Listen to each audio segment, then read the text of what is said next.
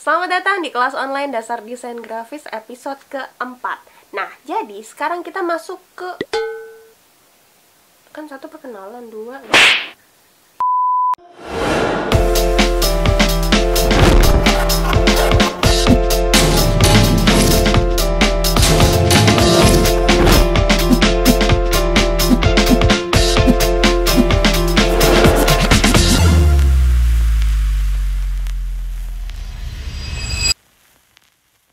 Selamat datang di kelas online dasar desain grafis episode keempat. Nah, jadi video kali ini kita akan mulai memasuki bab kedua atau materi kedua dari mata pelajaran dasar desain grafis. Sebelum belajar, seperti biasa jangan lupa kalian siapin dulu buku paket, buku LKS, buku Computer Graphic Design, dan yang paling penting jangan lupa buku catatan kalian. Untuk materi kali ini kalian bisa buka LKS-nya halaman 18. Di situ ada tentang karakter dan fungsi warna. Kalau misalnya ada pertanyaan, warna itu apa sih? Nah, jadi warna itu adalah sebuah fenomena yang terjadi atau terlihat atau terbentuk dari 3 unsur. Apa saja unsurnya? Unsur yang pertama adalah cahaya, ya. Unsur yang kedua adalah objek atau benda. Nah, unsur yang ketiga ini adalah observer atau pengamat atau indera penglihatan. Nah, jadi tanpa salah satu dari 3 unsur ini, warna tidak akan terlihat. Jadi yang pertama cahaya, yang kedua adalah objek atau benda, yang ketiga adalah observer atau pengamat atau indera penglihatan. Jadi kalau misalnya 2 unsur, bendanya ada, indera penglihatannya ada, atau pengamatnya ada, tapi tidak ada cahaya, nah warna itu tidak akan terlihat. Begitupun kalau misalnya cahaya ada, indera penglihatan ada, tapi objeknya tidak ada, warna juga sama, nggak akan terlihat. Begitupun kalau tidak ada pengamatnya atau observer atau indera penglihatan, maka warna juga tidak akan bisa terbentuk. Jadi prosesnya seperti ini, nah. Warna bisa terlihat atau terbentuk itu pertama, unsur pertamanya adalah cahaya. Cahaya tugasnya adalah memantulkan sinarnya ke objek atau benda. Nah, objek atau benda ini dia tidak mengeluarkan cahaya. Tugasnya dia hanyalah memantulkan cahaya sehingga warnanya bisa diterima oleh observer atau pengamat. Observer atau unsur yang ketiga ini atau pengamat ini, dia memiliki basic yang berbeda-beda, ya. Dia bersifat subjektif. Kenapa subjektif? Karena kondisi mata setiap orang itu berbeda-beda. Bisa saja satu objek yang sama ini diterimanya berbeda-beda oleh orang lain. Kenapa berbeda-beda? Karena kondisi mata mereka yang berbeda-beda. Ada yang lihat itu warnanya merah, ada yang bilang merah bata, ada yang bilang merah ini, merah itu, segala macem. Nah, itu makanya observer atau pengamat atau indera penglihatan kita itu sifatnya subjektif. Karena mata kita masing-masing itu memiliki kondisi yang berbeda-beda, ya, paham ya? Jadi itu adalah 3 unsur warna. Warna bisa terbentuk karena fenomena dari ketiga unsur ini, paham ya? Cahaya, objek atau benda, dan pengamat atau observer. Di sini maksudnya adalah mata kita untuk melihat pantulan cahaya yang dipantulkan oleh benda yang kita lihat. Nah, jadi itu adalah warna, ya, Naya. Fenomena dari 3 unsur, yaitu cahaya, objek atau benda, kemudian pengamat atau observer. Nah, materi selanjutnya adalah fungsi warna. Jadi fungsi warna itu ada 5. Yang pertama adalah fungsi identitas. Warna sebagai berfungsi sebagai identitas. Maksudnya apa? Contohnya adalah bendera. Misalnya, seragam sekolah kita sekarang udah ada logo benderanya di seragamnya, yaitu merah dan putih. Maksudnya untuk apa? Itu adalah identitas kita, warga Indonesia. Nah, itu adalah maksud fungsi warna sebagai identitas.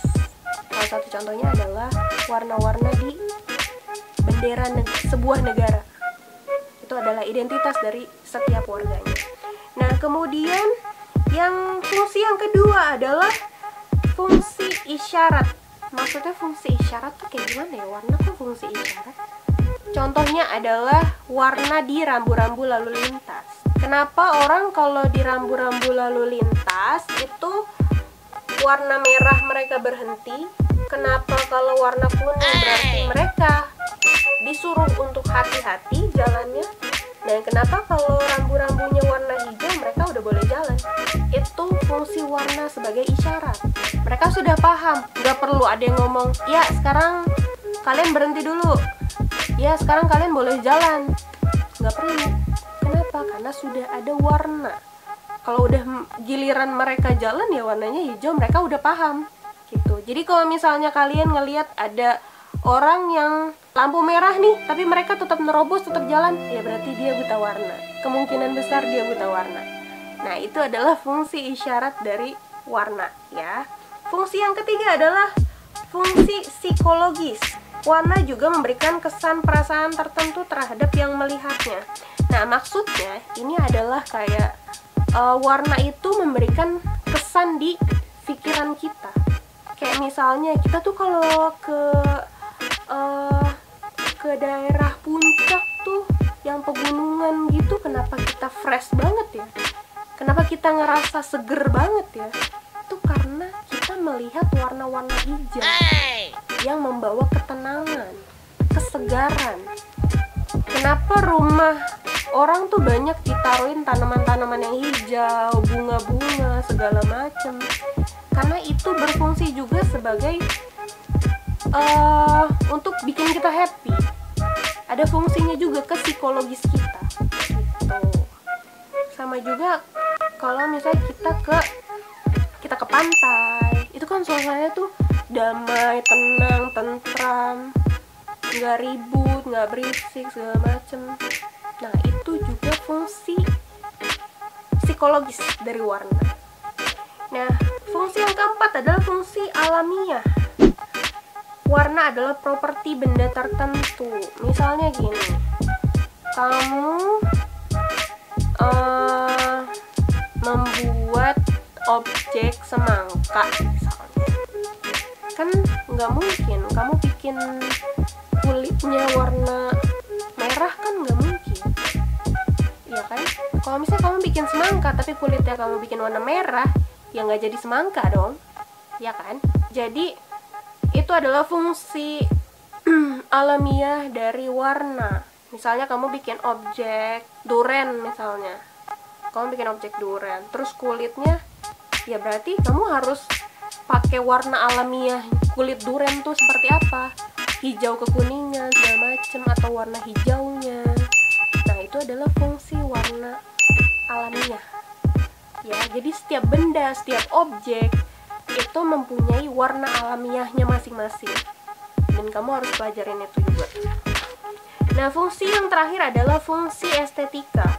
Warna sebagai unsur yang menonjol untuk mempercantik tampilan sehingga menambah kenikmatan bagi yang melihatnya. Nah, ini yang udah Ibu bahas di dua video sebelumnya, yaitu tentang warna.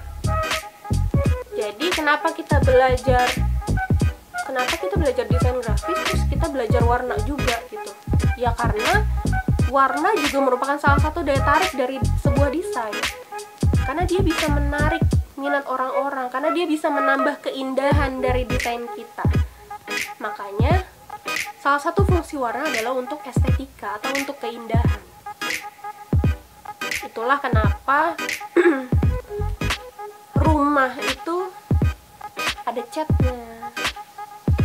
Kalau kamu beli spray atau selimut atau apapun tuh pasti warna jadi salah satu pilihan kamu kan. Warnanya jelek nih, nggak usah. Yang ini warnanya bagus nih, ini aja nih yang dibeli. Nah, itu maksud dari fungsi warna sebagai estetika atau memiliki nilai keindahan. Paham ya?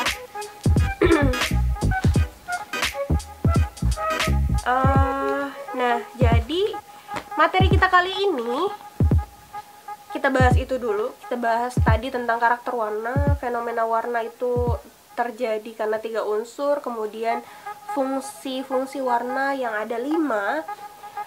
Nah, materi kita sampai situ dulu ya. Untuk kelanjutannya nanti kita sambung ke video materi selanjutnya. Nah, jadi semoga video kali ini bisa bermanfaat dan mudah dipahami oleh kalian. Kalau misalnya emang ada pertanyaan, bisa ditulis di kolom komentar. Nanti akan Ibu jelaskan. Sehat selalu, jaga kesehatan dan utamakan protokol kesehatan. Jangan keluyuran, tetap di rumah dan tetap sehat, oke? Makasih. Assalamualaikum warahmatullahi wabarakatuh. Dadah.